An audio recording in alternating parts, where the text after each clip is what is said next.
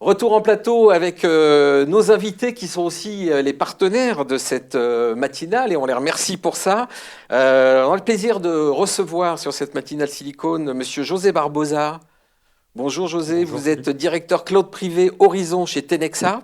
Exactement. Et puis Stéphane Berthaud. Bonjour Stéphane, Bonjour vous êtes Philippe. IMEA Sales Engineer Director chez Object First. Je crois qu'on a un petit jingle. Non, il n'y a pas de jingle. Bon, alors on va commencer tout de suite avec vous, Stéphane. Bon, présentez-nous quand même qui est Object First, que faites-vous et quel rôle vous jouez effectivement dans cette entreprise. Alors, Stéphane Berthaud, je suis donc le directeur technique, donc le directeur avant-vente chez Object First pour toute la zone Europe, Moyen-Orient, Afrique, qui est une zone vaste, effectivement, que j'ai la chance de couvrir.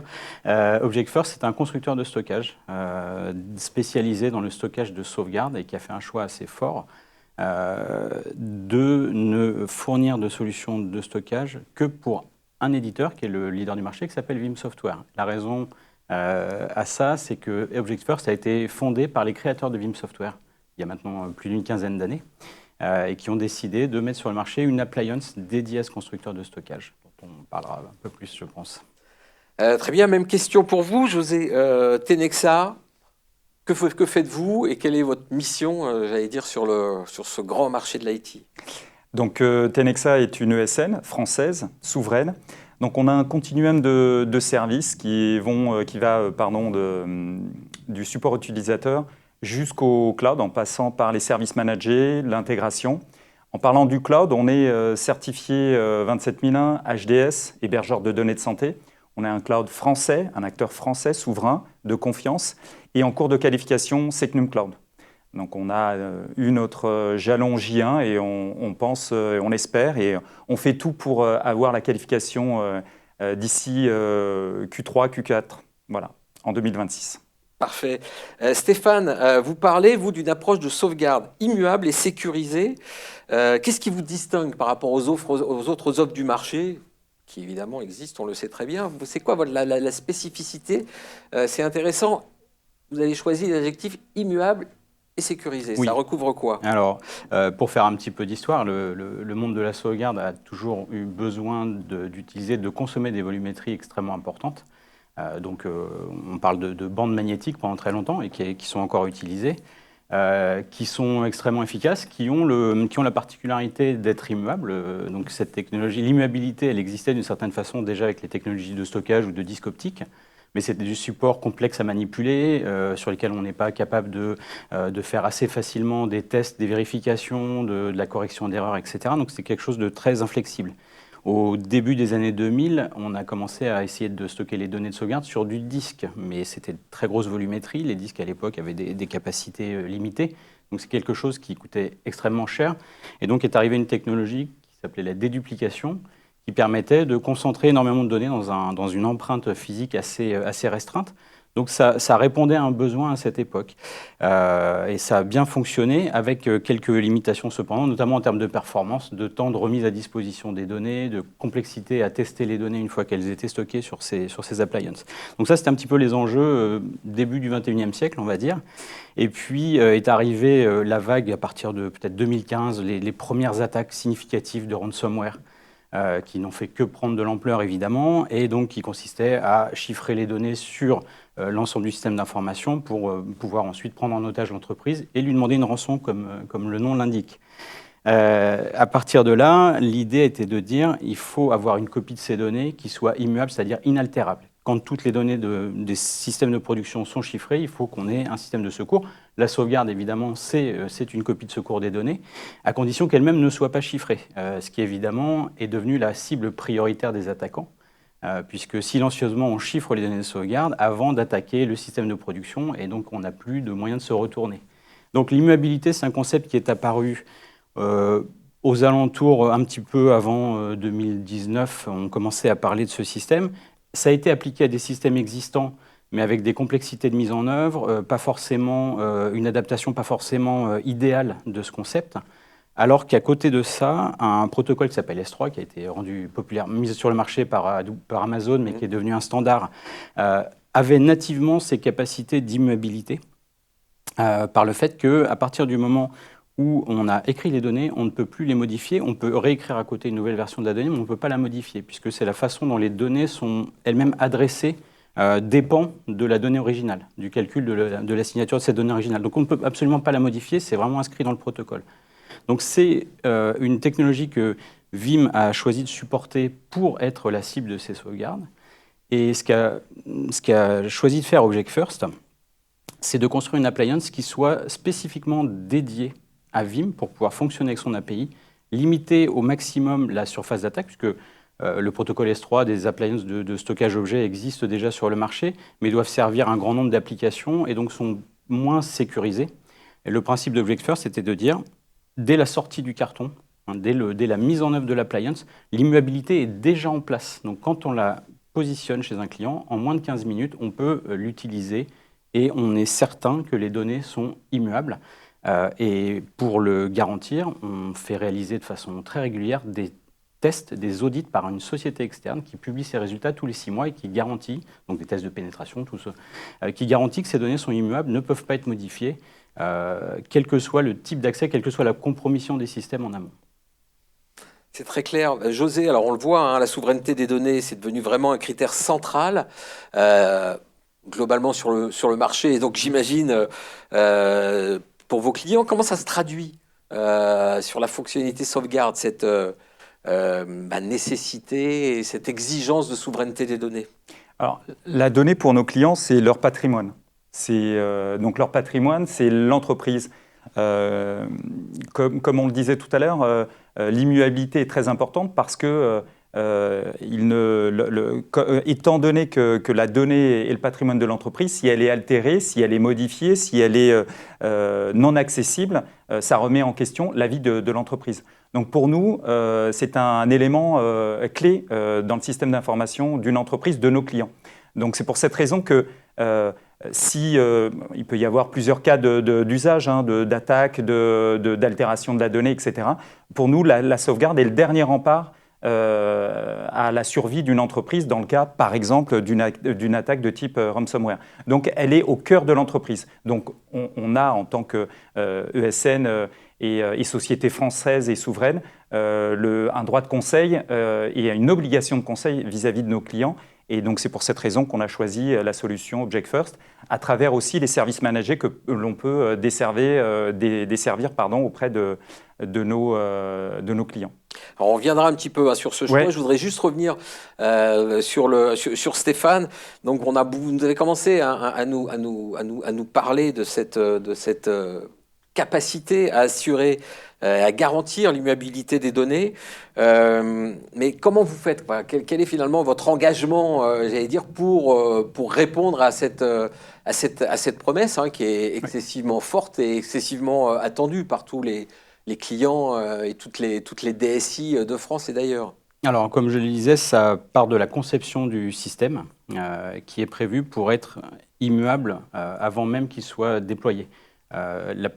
La plupart du temps, la mise en œuvre de l'immuabilité sur des systèmes traditionnels passe par une configuration relativement complexe, pas forcément maîtrisée par les clients, ni même par les prestataires éventuels qui mettent en place les solutions, puisque souvent elles ont été mises en place avant que les contraintes de ransomware soient vraiment présentes. Donc on vit avec un héritage, chez la plupart de nos clients, de systèmes qui ont été déployés dans une ère où on était encore un peu naïf en termes de sécurité. Donc la promesse d'Object First, c'est effectivement de fournir une appliance dont la capacité d'immuabilité est mise en œuvre dès le départ, garantie, testée par des tests de pénétration, comme je le disais, de façon régulière, tous les 6 mois, par une entité indépendante qui s'appelle NCC Group et qui fournit ces rapports, qui fournit ces résultats de façon indépendante. C'est-à-dire qu'on n'a pas de droit de regard. Si des vulnérabilités sont découvertes, elles seront publiées, qu'on le souhaite ou non. Donc c'est vraiment une façon différente de pas seulement répondre par la technologie, mais répondre par la pratique et démontrer que le système est inviolable en termes d'accès distant et de modification ou d'effacement des données de sauvegarde en faisant réaliser ces tests par une société externe. C'est ce qui nous distingue de la majorité des solutions sur le marché. Alors, question pour vous, José. Pourquoi vous avez choisi Object First pour enrichir vos offres de sauvegarde? Et puis, Pareil pour vous, question en miroir pour vous Stéphane, pourquoi vous collaborez de manière si intensive avec Tenexa? On va commencer par vous José. Alors le choix d'Objects First. Objects First, le premier point, c'était notre parc est essentiellement sur un environnement Vim, que ce soit chez nos clients ou que ce soit sur notre cloud privé français.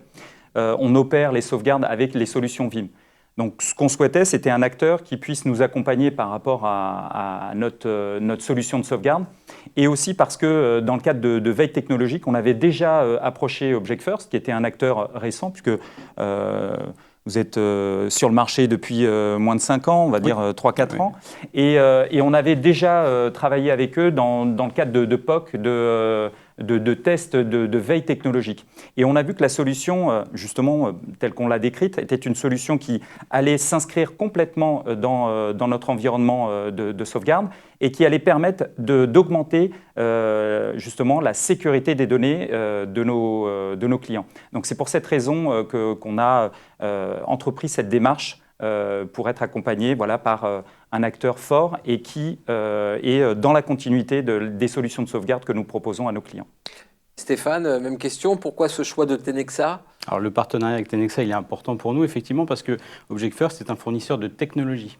La technologie, ce n'est pas la réponse, c'est un des composants de la réponse. C'est un des éléments importants, certes, sur lesquels on va s'appuyer, mais qui va nécessiter également toute une démarche de sécurisation, donc que ce soit d'audit de l'existant chez un client, que ce soit de phase de projet, que ce soit la phase de mise en œuvre. Le meilleur système d'alarme, si on dépose le carton et qu'on ne l'installe pas soi-même ou qu'on l'installe sans avoir les connaissances, ce n'est pas forcément une garantie de succès. Donc on a besoin de cette dimension de conseil, d'expertise de Tenexa pour garantir que la solution au total sera parfaitement mise en œuvre et qu'elle répondra parfaitement aux besoins du client, pas seulement d'un point de vue technologique, ça c'est fourni par la solution, mais globalement dans la réflexion autour de la sécurisation des systèmes d'information de nos clients. José, justement, pour illustrer ça, est-ce que vous avez un exemple à nous donner en mode rétexte un peu rapide? Oui, bien sûr. En quoi la solution, effectivement, d'Objects First a pu aider vos clients à sécuriser ou reprendre rapidement leurs données? Alors, très rapidement, j'ai même deux cas d'usage. Le premier, un industriel qui a plusieurs sites en France avec des solutions de sauvegarde hétérogènes, dont certaines sur Vim, et il souhaitait sanctuariser et sécuriser sa donnée sur un seul et même site. Donc il a opté, donc à travers un POC, il a opté sur les solutions de Tenexa à travers les appliances Objects First qui sont situées sur notre data center français, dans notre environnement Horizon, donc notre cloud souverain. Et donc pour pouvoir agréger l'ensemble des sauvegardes sur un seul et même site et sanctuariser sa donnée. L'autre cas de figure, c'est un client qui est dans le retail et qui est actuellement déjà un client de notre cloud privé Horizon et qui souhaitait sécuriser de manière complètement indépendante de notre système de sauvegarde. Donc on a bien sûr les bonnes pratiques du 3-2-1 recommandé par l'ANSSI, et là on ajoute une couche de sécurité encore plus importante, d'immuabilité aussi encore plus importante par rapport au système que nous avons mis en place. Donc voilà un peu deux cas de figure, l'un pour agréger et externaliser ses données sur un cloud privé français, et l'autre pour sanctuariser sa donnée et la rendre encore plus immuable que celle qu'on pouvait proposer. Pour finir, messieurs, on va se projeter un petit peu avec vous sur l'avenir proche, l'avenir à moyen terme, l'avenir à long terme. Ça va dépendre un petit peu de votre analyse. Mais comment vous voyez cette évolution, justement, chacun d'entre vous, du marché de la sauvegarde, de la résilience des entreprises et surtout, voilà, cette nécessité qu'elles ont, une espèce de prise de conscience qui est très très forte depuis 2-3 ans. Sur ce sujet-là. Alors, Stéphane, restons dans la thématique IA, justement. C'est peut-être un peu tarte à la crème, mais je pense que les technologies et les évolutions les plus prometteuses sont autour de l'IA générative et tout ce qu'elle peut apporter. Par expérience, ayant vécu dans une autre vie un certain nombre de crises d'attaques ransomware chez des clients grands comptes dont les conséquences ont été assez dévastatrices. en termes de pertes financières, en termes même de perte d'autonomie de l'entreprise qui a été rachetée par un concurrent quelques mois plus tard. Les conséquences sont énormes, comme le disait José, le patrimoine informationnel de l'entreprise, c'est vraiment le cœur de l'entreprise. Et en fait, on se rend compte que le parent pauvre dans la sécurisation des systèmes d'information, c'est en général pas la technologie, on est toujours prêt à acheter le dernier firewall, la dernière solution. Le problème, il est très souvent la gouvernance, prioritairement la gouvernance. On n'a pas prévu, on n'a pas préparé, on n'a pas anticipé et scénarisé une crise ransomware pour être capable d'y répondre le jour où ça arrive. Et puis donc là, l'IA peut aider justement à définir une gouvernance. On voit les capacités de l'IA générative à devenir un acteur de conseil, notamment. Et puis, un des domaines qui est également un parent pauvre dans le domaine de la sécurisation, c'est les tests réguliers. Alors, des tests, c'est complexe parce que on doit continuer à assurer la production de l'entreprise tout en testant la capacité à remettre en service les données. Et là, l'IA peut justement apporter énormément de réponses en automatisant ces tests, sans perturber la production et en donnant en faisant un reporting régulier des capacités de remise en service du système d'information, qu'il fonctionne ou qu'il ne fonctionne pas, mais d'être en mesure de fournir cette information pour un COMEX d'entreprise qui doit savoir si elle peut se fier à son système d'information en cas de crise. José, votre vision?